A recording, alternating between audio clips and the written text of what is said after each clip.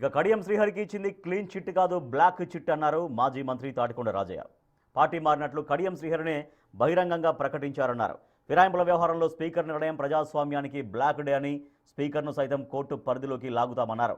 న్యాయపరంగా కడియం శ్రీహరి అంశం తేల్చుకుంటామంటున్న తాటికొండ రాజయ్యతో మా ప్రతినిధి Venu face to face. Ghanpur MLA Kadiyam Srihari party ఫిరాయింపు అంశంపై స్పీకర్ క్లీన్ చిట్ ఇచ్చారు. ఇక దీనిపై ప్రస్తుతం స్పందించడానికి మనతో మాజీ ఎమ్మెల్యే మాజీ మంత్రి తాటికొండ రాజయ్య ఉన్నారు.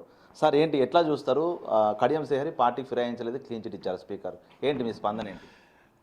అది క్లీన్ చిట్ అనకుండా బ్లాక్ చిట్ అనవలసి వస్తుంది. ఎందుకంటే ఈరోజు డెమోక్రసీలో ప్రజాస్వామ్యంలో ఈరోజు బ్లాక్ డే. ఎందుకంటే వారే స్వయంగా అనేక సందర్భాలలో మేము కాంగ్రెస్ పార్టీలో చేరాము, సరే ఓ దగ్గర అభివృద్ధి కోసం చేరామనొచ్చు, ఓ దగ్గర రేవంత్ రెడ్డి పిలిస్తే పోయాననొచ్చు, ఓ దగ్గరికి దీపాదాస్ మున్షి వచ్చి ఆహ్వానం చెప్తే పోయినని చెప్పొచ్చు. కానీ ఆ సందర్భాల్లో పోయి కాంగ్రెస్ కండువా కప్పుకోవడం జరిగింది. తర్వాత పెద్దపెండాల్లో ఒక బహిరంగ సభలో నేను ఒక సంవత్సరం కిందనే కాంగ్రెస్ పార్టీలో చేరాను అని క్లియర్గా ఆయన అఫిడవిట్ ఇచ్చినంత గొప్పగా మాట్లాడడం జరుగుద్ది. మళ్ళీ నిస్సిగ్గుగా హైదరాబాద్ పోయినప్పుడు మాత్రము నేను బీఆర్ఎస్ పార్టీకి రాజీనామా చేయలేదు, మేము 5,000 కట్ అవుతున్నాయి అని చెప్పేసి మాట్లాడే పరిస్థితి వచ్చినప్పుడు అక్కడ ఏ అసెంబ్లీలో కూడా టీఆర్ఎస్ ఎల్పీ తర్వాత కాంగ్రెస్ ఎల్పీ ఇట్లా ఉంటే ఆ ఆఫీస్ మెయింటెనెన్స్ కోసం అయ్యే ఖర్చులు ఏదైతే ఉన్నాయో మొదటి నుంచి కూడా అట్లా బీఫామ్ ఇచ్చినప్పటి నుంచి అట్లా కట్ అయిపోయే పరిస్థితి మనకు కనబడుతుంది. అట్లా పోయిన దాన్ని చిన్న 5,000 రూపాయలను పెట్టుకొని మాట్లాడమంటే నైతికంగా నువ్వు ఓడిపోయినట్టే. 5,000 నీకు పార్టీ ఫండ్ ఎంత ఇచ్చింది చెప్పు ఒకసారి. నిన్ను గెలిపేయడానికి కేసీఆర్ బహిరంగ సభ పెట్టి బీఆర్ఎస్ పార్టీ మేనిఫెస్టో చెప్పి నీకోసం ప్రచారం చేసి బీఫామ్ ఇస్తేనే కదా నువ్వు గెలిచింది. కేసీఆర్ లేకుండా నువ్వు మొగాడివా, గెలిచినవా? కేసీఆర్ ముందు నిలబడే ధైర్యం నీకున్నదా? నువ్వు కనుక ఫిరాయించలేదని కేసీఆర్ దగ్గర ఉంటే నీ చెడ్డి తడిచిపోతుంది. ఆయన ముఖాన్ని కూడా చూడలేవు, ఎందుకంటే ఆయన నిన్ను ఎక్కడ తక్కువ చేసిండు. నువ్వు మొత్తం సమాధిలోకి పోయిన నిన్ను తీసుకొచ్చి మళ్ళీ నీకు ఎంపీ ఇచ్చి డిప్యూటీ సీఎం చేసి ఎడ్యుకేషన్ మినిస్టర్ చేసి 2 సార్లు ఎమ్మెల్సీ ఇచ్చి ఆఖరికి పోయేటప్పుడు నీ బిడ్డకు ఎంపీ ఇస్తే ఎగబెట్టిపోయినావు. నువ్వు పోతూ ఎమ్మెల్యే పట్టుకపోయినావు, బీఆర్ఎస్ ఎమ్మెల్యేని పట్టుకొని పోయినావు. నీకేం తక్కువైందని ఇవాళ నువ్వు పార్టీ ఫిరాయించమని చెప్పు. కేసీఆర్ గారు బీఆర్ఎస్ ప్రభుత్వం నడిచినప్పుడు వివిధ సందర్భాలలో అటు ఎమ్మెల్సీలు కానీ ఇటు ఎమ్మెల్యేలు కానీ 2/3 ఒక టీమ్గా ఏర్పడి లేదా ఒక గ్రూప్గా ఏర్పడి మేము మా నియోజకవర్గ అభివృద్ధి కోసము పార్టీలో విలీనమవుతున్నాం. ఇది చట్టం రాజ్యాంగం కల్పించిన ఒక వెసులుబాటు. ఇవన్నీ నేను పార్టీతో కలవలేదు, ప్రభుత్వంతో కలిసి పనిచేస్తున్న అభివృద్ధి కోసం అని చెప్తున్నారు. నిజంగా ఆయన పార్టీ ఫిరాయించినట్లు మీ దగ్గర ఆధారం ఉంటే ఎందుకు ఆయనకు ఫస్ట్ షోకాజ్ నోటీస్ లేదు? ఎందుకు ఆయన దగ్గర నుంచి మీరు రిప్లై తీసుకోలేదు? ఇప్పుడు డైరెక్ట్గా దీపాదాస్ మున్షి ప్రభుత్వానికి సంబంధించిన పార్టీకి సంబంధించిన ప్రభుత్వంలో ఆమె లేదు కదా. ఆమె పార్టీ ఇన్ఛార్జ్గా వచ్చింది. ఆమె పిలిస్తే నువ్వు పోయినావంటే పార్టీ మారినట్టే కదా.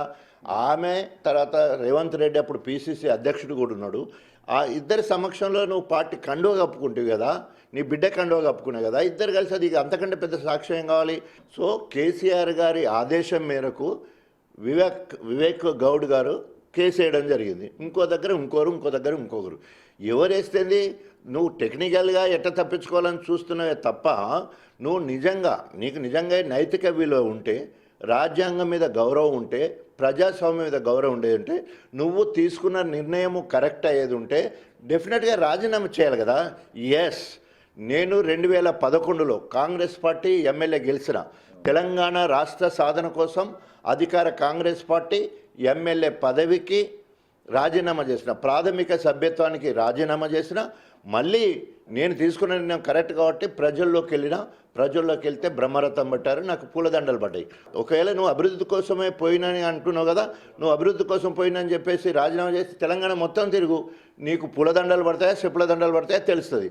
అంతేగాని కూర్చొని ఏదో మాట్లాడి మొత్తము ఇంకా శుద్ధపూస లెక్క మాట్లాడడం కరెక్ట్ కాదు. గణపురం ఊరూరికి పోతే ఇప్పుడు చెప్పుల దండలు పడే పరిస్థితి ఉన్నది ఆయనకు. ఎందుకంటే గెలిపించిన వాళ్ళు బీఆర్ఎస్ వాళ్ళు, నాయకులు, ఆయనకు ఎదురుగా ఖర్చు పెట్టుకున్నది, పార్టీ ఆయన కోసం ఖర్చు పెట్టుకున్నది. ఇవన్నీ చేస్తే మొత్తం ఈరోజు వ్యక్తిగత ప్రయోజనాల కోసం, ఆర్థిక లావాదేవీల కోసం, బిడ్డకు ఎంపీ టికెట్ కోసం పార్టీ మారి ఇవాళ అభివృద్ధి కోసం నువ్వు తీసిన అభివృద్ధి ఏంది? శూన్యం. ఇప్పటివరకు ఎక్కడ కూడా ఒక్క పైస వచ్చింది లేదు, తర్వాత తట్ట మట్టి తీసింది లేదు. ఏదో క్లీన్ చిట్ ఎప్పుడవుతుంది? అరే నువ్వు రాజీనామా చేస్తే నీకు క్లీన్ చిట్ ఇచ్చి నువ్వు గెలిస్తే అది నేను ప్రజల ఆమోదం కూడా పొందినట్టు. కాబట్టి తప్పకుండా కేసీఆర్ గారి నాయకత్వంలో న్యాయస్థానాలకు వెళ్తాం. అవసరమైతే స్పీకర్ను కూడా చట్ట పరిధిలోకి లాగటానికి వెసులుబాటు ఉన్నది, ఆయనను ఎగురుతాం. తర్వాత అదేవిధంగా హైకోర్టులో కేసీఆర్ గారి మార్గదర్శకంలో తప్పకుండా హైకోర్టు లేదా సుప్రీంకోర్టులో తప్పకుండా ఎదుర్కొంటాం. కాస్త ఆలస్యమైనా కూడా తప్పకుండా ఫిరాయింపుకు పాల్పడ్డ ఎమ్మెల్యేలు తప్పకుండా అనర్హత వేటు తప్పకుండా వారి మీద పడుద్ది. సో కాబట్టి ఇది క్లీన్ చిట్ కాదు, ఇది బ్లాక్ చిట్ ఆయనకు. సో తప్పకుండా ఆయన జీవితానికే గుండుసున్నా రేపు రాజకీయ సమ తప్పదు. రేపు సుప్రీంకోర్టులో విచారణలో మళ్ళీ అక్కడ కూడా మీకు వ్యతిరేకంగా వస్తే ఏం చేస్తారు? సో అది ప్రజా తీర్పు తప్పదు కదా. ఇవన్నీ కోర్టులు గీట్లు రకరకాలుగా తప్పించుకున్నప్పటికీ ప్రజా కోర్టులో తప్పకుండా కడియం శ్రీహరికి శిక్ష పడుద్ది. Thank you. ఇది తాటికొండ రాజయ్య స్పందన. కడియం శ్రీహరికి వచ్చింది క్లీన్ చిట్ కాదు, బ్లాక్ చిట్. ప్రజాక్షేత్రం లోపల తాను ఓడిపోయాడు, తను టాలీడర్ అని చెప్పుకుంటూ కూడా పూర్తిగా అటు స్పీకర్ నిర్ణయం కాదు, అదేవిధంగా తను మాట్లాడిన వ్యాఖ్యలన్నింటినీ కూడా వెళ్ళేస్తూ రాబోయే రోజుల లోపల ప్రజాక్షేత్రంలో తనకు బుద్ధి చెప్తామంటూ రాజయ్య చెప్తున్న పరిస్థితి. వీడియో జర్నలిస్ట్ సంతోష్తో వేణు బిగ్ టీవీ.